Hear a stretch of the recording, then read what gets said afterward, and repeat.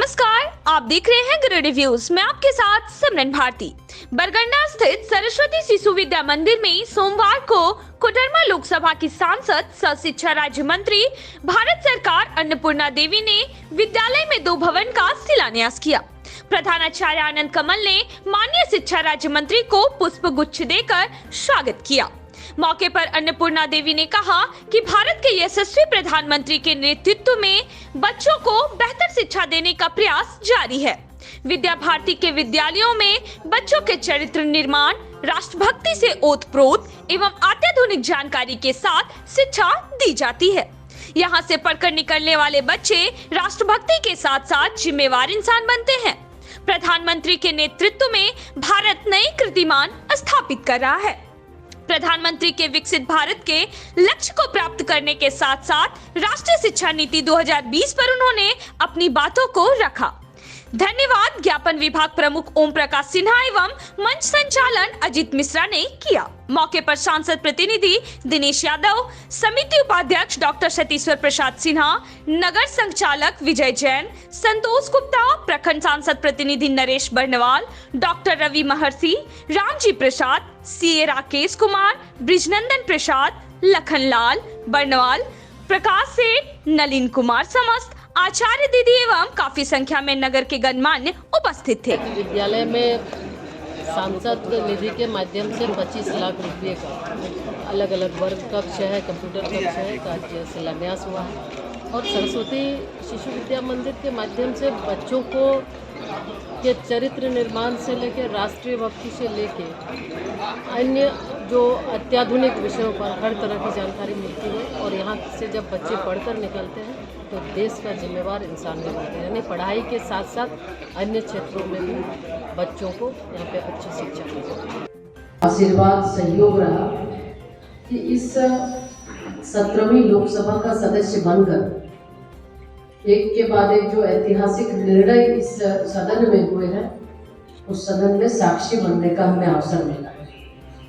और निश्चित रूप से जिस तरह से भारत नई कीर्तिमान स्थापित कर रहा है, आने वाले समय में जो लक्ष्य माननीय प्रधानमंत्री जी का है विकसित भारत का, इस विकसित भारत के लक्ष्य को पूरा करने के लिए उन्होंने 4 आयाम तय किए।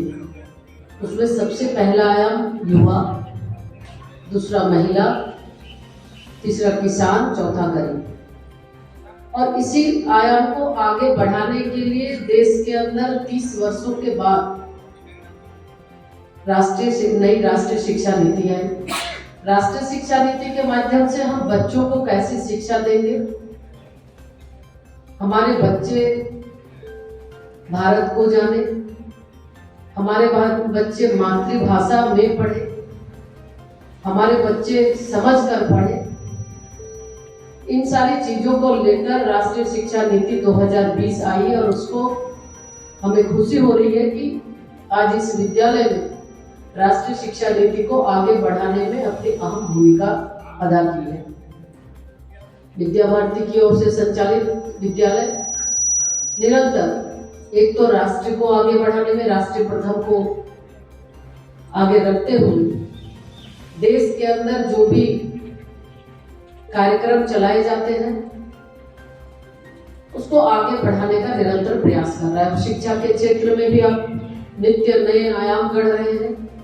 इस विद्यालय के माध्यम से बच्चे पढ़कर न सिर्फ किताबी ज्ञान अर्जित करते हैं बल्कि बच्चे पढ़कर जब बाहर निकलते हैं तो देश का एक अच्छा नागरिक, एक अच्छा इंसान और राष्ट्रीय भक्त बनकर यहाँ से बाहर जाते हैं। उनके अंदर राष्ट्र के प्रति कूट कर राष्ट्र प्रेम की भावना उनके अंदर भरी जाती है और हमारे बच्चे नए राष्ट्र के निर्माण में, विकसित भारत के निर्माण में आदरणीय प्रधानमंत्री जी का जो सपना है, जो संकल्प है, उस संकल्प को पूरा करने में, अपने संकल्प को सिद्धि तक पहुंचाने में वो अपना अशेष बल लगाएंगे, प्रयास करेंगे, ये मुझे पूरा विश्वास है।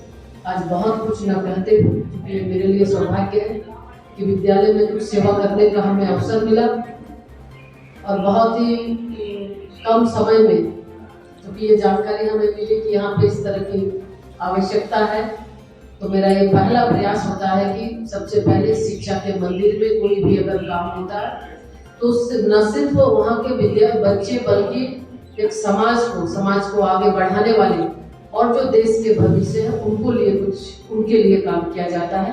तो इसीलिए इसको प्राथमिकता देते हुए आज सुबह से ही खुशी है कि जो भी कार्यक्रम हो रहे हैं विद्यालय के ही कार्यक्रम हो रहे हैं। अभी गिरिडीह में पचम्बा हाई स्कूल में भी एक कार्यक्रम हुआ जो बच्चों को सरकार के द्वारा या अन्य जगहों से साइकिल नहीं मिला।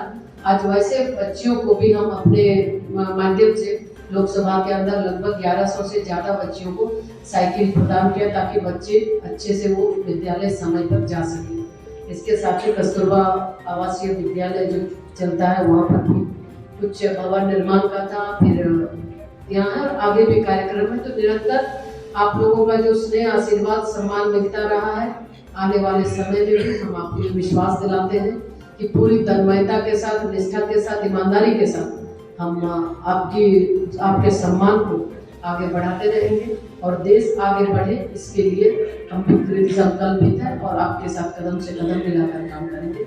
आज इन्हीं बातों के साथ हम फिर से आए हुए आगंतुक सभी मंचस्थ अतिथि को, आए हुए सभी सम्मानित साथियों को, आचार्यगण को अपनी ओर से बहुत बहुत शुभकामनाएं।